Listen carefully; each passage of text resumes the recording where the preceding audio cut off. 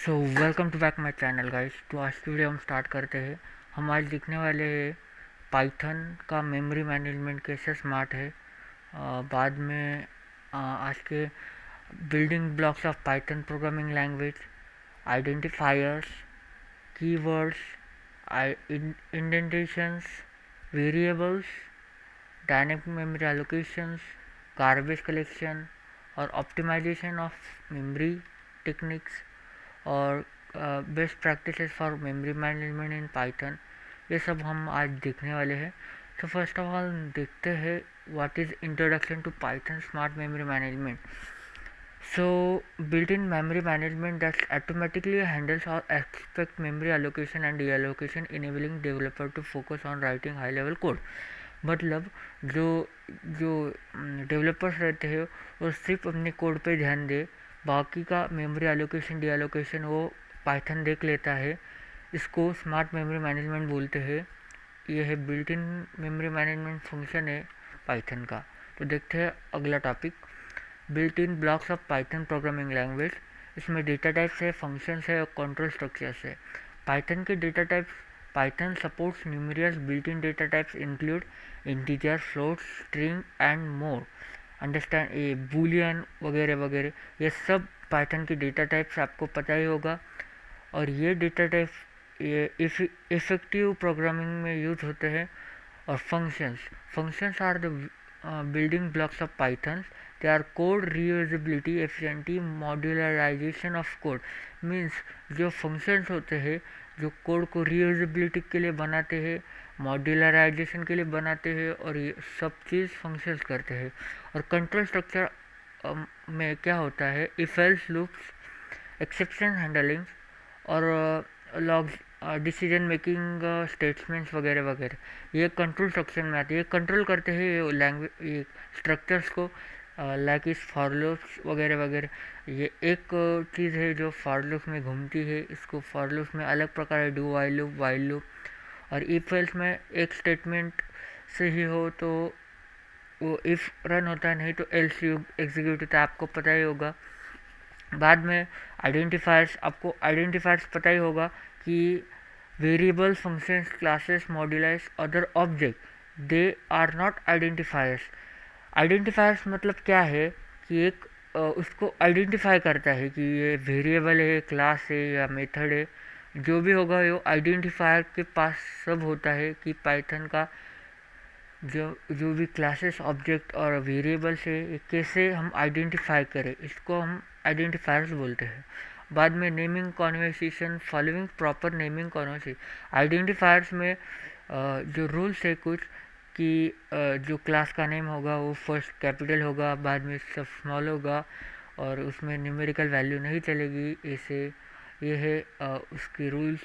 और ये significant, understanding significance of identifier and applying break practices leads to cohesive and well organized Python code. Means identifiers क्या करता है, जो भी हम कोड लिखते हैं उसको फ्लेक्सिबल बनाने का काम ही आइडेंटिफायर्स करता है। मीन्स वो पाइथन का कोड है उसको ऑर्गेनाइज, फ्लेक्सिबल करे, इजी करे, रीडेबल करे, इसको इसके लिए आइडेंटिफायर यूज़ होता है। बाद में देख सकते हैं हम keywords of Python and their usage. Python में कुछ रिजर्व वर्ड्स है, कुछ कंट्रोल स्टेटमेंट है और स्पेशल पर्पस भी है। तो रिजर्व वर्ड मतलब क्या है कि ये स्पेशल मीनिंग के लिए यूज होता है, can not be use for any purpose. मतलब ये सिर्फ क्लास का, क्लास ये वर्ड है, सिर्फ ये रिजर्व वर्ड है, ये दूसरे के लिए यूज नहीं हो सकता। ये इसको हम रिजर्व वर्ड बोलते हैं। कि control statement means if else, for loop, while loop, do while loop, इसको हम कंट्रोल स्टेटमेंट बोलते हैं। स्पेशल पर्पस मीन्स क्या, एक्सेप्शन हैंडलिंग, डिफाइनिंग क्लासेस और includes keywords dedicated to special purpose. इसमें स्पेशल पर्पस में यूज होते हैं एक्सेप्शन हैंडलिंग। बाद में देखते हैं इंडेंटेशन। इंडेंटेशन में क्या होता है, हम जावा में यूज़ करते थे सेमी करली ब्रैकेट। तो करली ब्रैकेट की जगह इसमें इंडेंटेशन होता है। करली ब्रैकेट का यूज़ नहीं होता है पाइथन में, इंडेंटेशन का यूज़ होता है। तो उसमें structural integrity, proper indentation ensures logical structure integrity Python code. और detecting scope of statements and साइनेंटिंग क्लियरिटी, इसमें स्ट्रक्चरल इंटीग्रिटी होती है। रीडेबिलिटी, इंडेंटेशन में क्या होता है, जो फ्लो ऑफ कोड होता है वो बहुत ही easy to comprehend for developers होता है। और रिक्वायरमेंट क्या होती है पाइथन की, indentation is necessary, because indentation नहीं रहेगा तो वो दूसरे ही ब्लॉक में चला जाएगा कोड, इसीलिए इंडेंटेशन बहुत इंपॉर्टेंट है। बाद में देखते हैं variables in Python and their types. Variables के टाइप्स होते हैं इंटीजर और स्ट्रिंग्स। इंटीजर्स में आते हैं होल नंबर्स, डिसिमल, फ्रैक्शनल और इंटीजर। और स्ट्रिंग में क्या आता है, वर्ड, सेंटेंस, इवन पैराग्राफ और सिंगल डबल कोट्स इसमें स्ट्रिंग में आते हैं। बाद में है dynamic memory allocation. Dynamic memory allocation क्या होता है, Python dynamically allocates memory to variables at run time. Run time में मेमोरी एलोकेट होती है, इसको डायनेमिक मेमोरी एलोकेशन बोलते हैं। और इफिशिएंट मेमोरी एलोकेशन मीन्स क्या, dynamic memory allocation ensures efficient utilization for resource, preventing excessive memory wastage of fragmentation.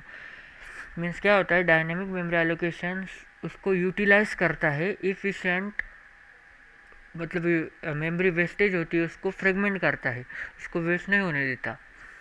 बाद में क्या है, garbage collection in Python, automatic process. Garbage collection मालूम होगा आपको कि Python automatically reclaims memory occupy the object they are no longer in use, preventing memory leaks and optimise resources management. हमने एक ऑब्जेक्ट बनाया, बाद में वो ऑब्जेक्ट का काम ख़त्म हो गया तो उसको जो मेमोरी मिलती है उसको वो ऑटोमेटिकली गार्बेज ऑटोमेटिकली डिलीट कर देता है। बाद में क्या है, cyclic reference, identify the manage cyclic references ensuring efficient handling of the interlink object and avoiding memory retention issues. आपको पता ही होगा कि साइक्लिक रेफरेंस क्या है। Cyclic reference ensuring efficient handling means जो इंटरलिंक ऑब्जेक्ट है उसको जो मेमोरी मिलती है वो अलग अलग रखने का काम ऑब्जेक्ट करता है। बाद में memory optimization techniques in Python, हमारी मेमोरी कैसे ऑप्टिमाइज हो, ये ऑप्टिमाइजेशन टेक्निक्स इन पाइथन में है। तो उसमें क्या है, object reusability by reusing objects and resources, Python minimizing memory allocation, overhead enhancing performance and reducing memory churns. और मेमोरी प्रोफाइलिंग में क्या होता है, tools and techniques for memory profiling in the identifying memory intensive areas, allowing developers to optimize and streamline memory based usage. मतलब ये क्या होता है, जो ये टूल्स है वो क्या करता है, जो बचा हुआ मेमोरी है, वेस्टेज मेमोरी, उसको क्या करता है, ऑप्टिमाइज करता है। और कैची का मैकेनिज्म कैसे होता है कि ये क्या करता है, in memory database can significantly reduce the memory overhead, improve the response time. जो क्या करता है, मेमोरी का जो ओवरहेड है उसको रिस्पॉन्स टाइम से इम्प्रूव करता है, क्या है। और best practices for memory management in Python, efficient data structures, optimise codes और regular review. Choosing the appropriate data structure, हमको अप्रोप्रिएट डेटा स्ट्रक्चर पकड़ना पड़ेगा पाइथन में। बाद में ऑप्टिमाइज कोड, उसको कोड को ऑप्टिमाइज करना पड़ेगा, logic contribute to reduce memory consumption. बाद में क्या है, रेगुलर रिव्यू, हमको वो मेंटेन करना पड़ेगा अपना कोड, उसको परफॉर्मेंस ऑप्टिमाइज करना पड़ेगा। ये है हमारे आज की टॉपिक्स। ये डिस्कस करने के बाद आपको ये वीडियो अच्छा लगा होगा तो आपके दोस्तों को और अपने फ्रेंड्स को भेज दीजिए। और बाद में